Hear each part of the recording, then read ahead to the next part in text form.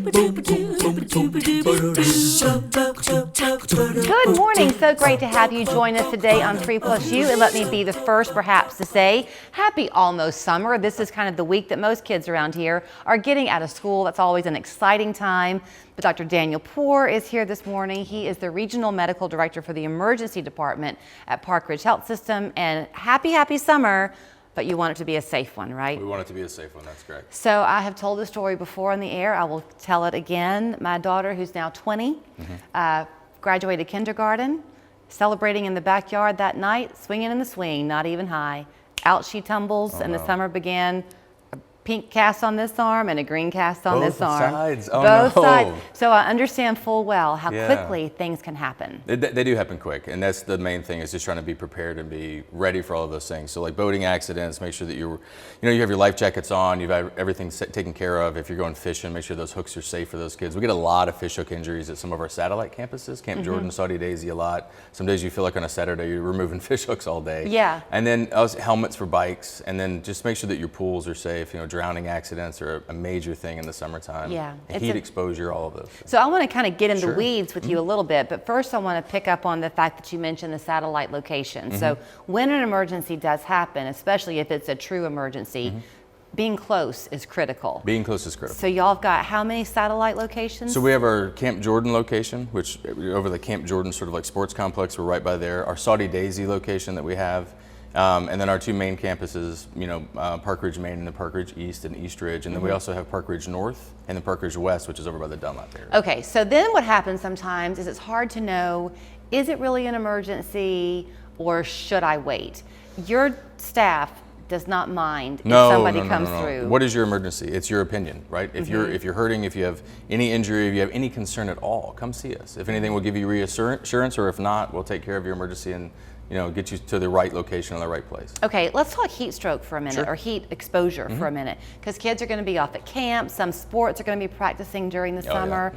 Is hydration the key? Hydration is the key, and also just like material that kind of wicks the sweat away from you. And also talk to your children. If they start to feel lightheaded, see stars, feel dizzy, abdominal discomfort, maybe feel nauseous, tell the coach, put them in the shade, get them some good hydration, take the equipment off, especially if it's football.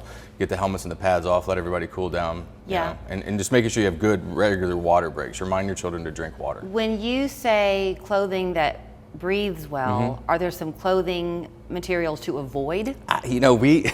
We were talking about this in the lobby with some of the other guests that you have today about playing baseball in the summer. And I grew up in polyester, which I don't think ever breathe. You just sweat your tail off the whole time. So that new materials that they have for the football equipment, baseball equipment now, the fabric they make them is better a lot of times. Okay, talk about giving kind of your kids a voice to use, because some people don't want what affects each person is different, right? I might have a different tolerance of heat than you. Yeah, sure. So you have to speak up? Always, yeah. And encourage and empower your children to have their own voice and to stand up for themselves, and also talk to the coach. If they have a concern about something, always encourage and empower your children. Okay, this one's always a heartbreaking one, because every summer you see fatalities on the water, whether it's in the pool, we've seen one nationally recently with an influencer, or whether it's on the lake. So if you're on the lake, wear a life jacket? Always, yeah. Okay. I keep my kids in their life jackets all the time. Even the ones we have the strap that goes underneath and clips in the front, so it won't even slip up over their head. Your life jackets need to be on if the boat's running, if you're moving. If you're in an area that's regulated and safe for swimming, then that's, if your kid can swim, then obviously they don't need a life jacket, but they need to be cleared for that. Right. Safety first. They may be embarrassed to wear the jacket, but you'd rather have them in a jacket a little embarrassed than, have a water accident. Yeah. Is there a rule of thumb? I mean, let's say that you're at a pool and something happens, and a child or an adult all of a sudden is drowning. Is there a rule of thumb of how you should best rescue somebody? I would hope that there would be a lifeguard on duty. If there's no lifeguard on duty, then a lot of times you kind of take that under, that like risk if it's a backyard yourself. pool. Yeah, I mean, diving in the shallow end, right? If you hit your head and you come up, you're always worried about a neck injury, so you always want to make sure you stabilize the neck. But 911. Right, make sure you kind of get them out of the water where they can breathe. Hold them in the water if you can. Don't extract them from the pool if you're worried about a cervical spine injury. Okay. Just try to stabilize their head midline, and then have someone call an ambulance so you can get that person out of there. Cervical spine injuries, can cause paralysis, and a number of other things. Ambulance, just call 911. Okay, let's talk bikes. Okay. I don't know if American kids ride their bikes in the summer quite like they used to. Mine do. Mine always did too. So helmet is paramount. 100%. Yeah. Closed head injuries, and like you got a pretty good momentum. I mean, my 7-year-old can haul on his bike. He gets a little nervous fast, and if he were to come off that bike and hit his head without his helmet on, we would definitely have a problem. And I tell him that all the time. You know, we were in the truck yesterday going on a story, and we began talking about popping wheelies. We were all kids of the 70s, so we were popping wheelies on our bikes, and we didn't wear helmets then. Yeah. So as an adult, you can tend to think, well, I did it, therefore my child's going to be okay. But no, we know now what we didn't know then. We know better. Yeah, I mean the seatbelts were even different in the 70s too. Yeah. Right? We've learned a lot, and the lessons we've learned are because we've had tragic accidents. God forbid we have any more. Hopefully we're getting better about that. And then being mindful parents and neighbors, make sure everyone looks both ways for they cross the street. Put your helmet on. You're wearing your seatbelt. You're adequately restrained on any vehicle that's moving. These e-bikes too. I mean, like those things go pretty quick. They and you go want to fast. make sure that they have their helmet on and they know the rules. Kids know to hold on.